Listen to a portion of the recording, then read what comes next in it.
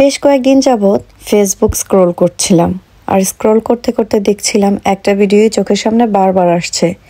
সেটা হচ্ছে লন্ডনের বাইরে কোনো একটি জায়গায় ওইখানে যেয়ে মানুষ মাছ ধরছে এবং মাছ একদম পায়ের কাছে লাফিয়ে লাফিয়ে চলে আসছে।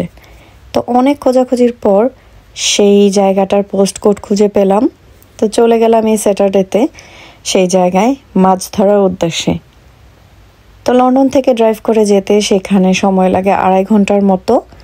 যাওয়ার পরে দেখলাম অনেক সুন্দর একটি প্লেস, মানে খুবই ভালো লেগেছিল। বাচ্চারা যেমন এনজয় করছিল, বড়দের মনটাও ভালো হয়ে গেছিল, মানে যাদের মন খারাপ তাদের মনও ভালো হয়ে যাবে।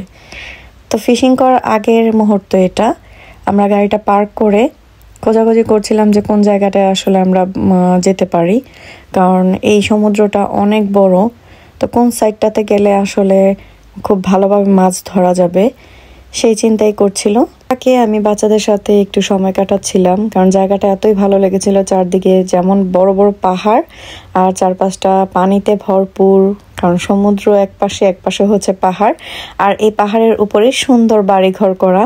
তো সামাশাফি দেখে বলছিল, মা এইখানে যদি একটা হাউস হতো, আসলেই এখানে যদি একটা বাসা হতো, একদম বারান্দা দিয়ে বা জানালা দিয়ে তাকালে সমুদ্র।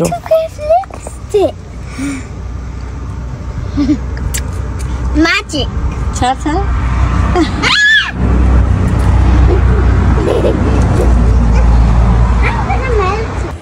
Are necklace re.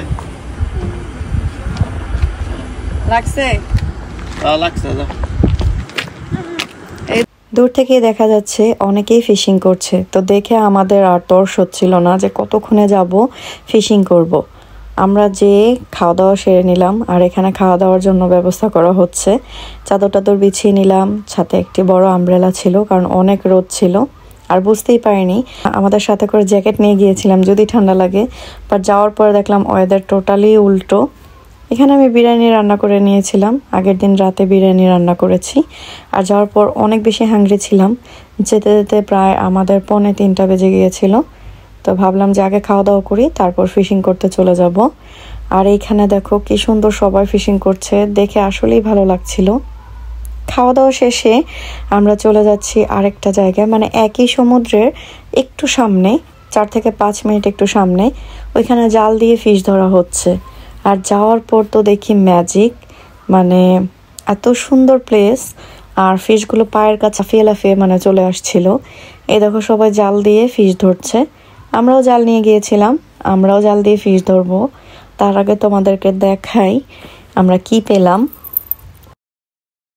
এই দেখো ফিশ, মানে যাওয়ার পর পুরোই এক্সাইটেড হয়ে গেছে আমরা ফিশ কি ধরবো। মানে ফিশ হাতে টোকাতে টোকাতে মনে হয় অনেকগুলো ফিশ হয়ে গিয়েছিল। এই যে আরেকটা ফিশ, এই যে এখানে একটা ফিশ দেখছি, এই যে একটা সাহিল পাইছে। নাও নাও নাও, দাও দাও দাও দাও দাও দাও দাও, বুবুর কাছে দাও। সামান্য না, ব্যাগে ঢুকো ব্যাগে ঢুকো। আমরা ফিশ পাচ্ছি এমনি এমনি, পানির সাথে ফিশ চলে আসছে। না এই যে দেখাও কতগুলা, এই যে সামার হাতে আছে, ওই যে ওরা টোকাইতে আছে। একদম সমুদ্রের পাড়ে যে সাইডটা থাকে ওইখানে প্রচুর মাছ এভাবে এসে বসে থাকে। আর এই মাছগুলো একটু ছোট। আর কি করতেছো তোমরা? আমি ফিশ ফিশ তো কাটছো। এই যে অনেক আছে ছোট ছোট, একটু পরে আমরা জাল দিয়ে ফিশ ধরবো। মাছ তো big. That's so big.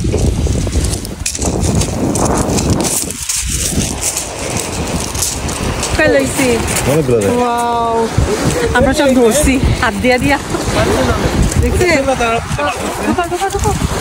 জাল দিয়া ধরছো। সামা টোকাইছে। তোমরা এনজয় করছো? হ্যাঁ এনজয় করছো? হ্যাঁ। সকালের দিকে আসলে দেখা যায় আরো বড় বড় ফিশ পাওয়া যায়। আর আমি যে জায়গায় এসেছি সেই জায়গার পোস্ট কোডটা আমি আমার ভিডিওর উপরে মেনশন করে দিব, তোমরা চাইলে যেতে পারো।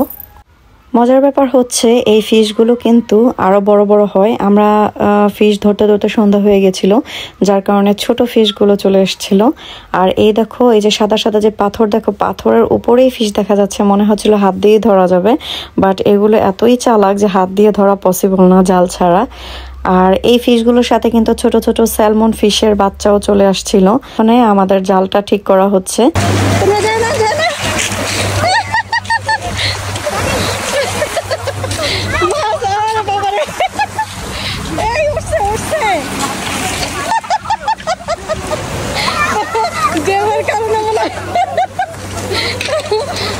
দূর থেকে দেখা যতটা ইজি, আসলে মাছ ধরাটা ততটা ইজি ছিল না। সমুদ্রের ঢেউ এতটাই ছিল যে পিছন দিকে ঠেলে বারবার ফেলে দিচ্ছিল। আর এই তো আমাদের মাছ ধরা হয়ে গেছে, মানে এক জালেই অনেকগুলা মাছ চলে আসে। আর এখানে অনেকগুলা স্যালমন মাছের বাচ্চাও চলে আসছিল।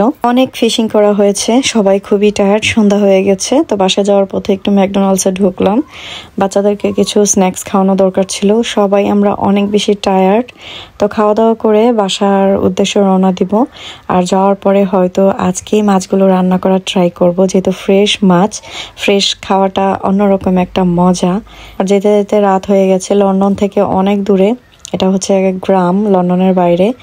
আর যাওয়ার পথে এমন বৃষ্টি, আমার তো রাতের বেলা ঘুরতে অনেক বেশি ভালো লাগে। আমার মনে হয় আমার মতো প্রতিটা মেয়েরই রাতের বেলা ঘুরতে ভালো লাগে। 4-5টা লাইট থাকে, শুনশান, একদম নিরিবিলি, চুপচাপ। বাসায় এসেছি, আর এই যে স্যালমন যে মাছটা পেয়েছিলাম ছোট বাচ্চাগুলা, তার থেকে একটা স্যালমন মাছের বাচ্চা বেঁচে ছিল, যেটাকে আমরা সমুদ্রের পানিতেই বোতলে করে নিয়ে আসি। এর ব্যাপার হলো, বাসায় আসার পর সাফের এই মাছটা মারা যায়।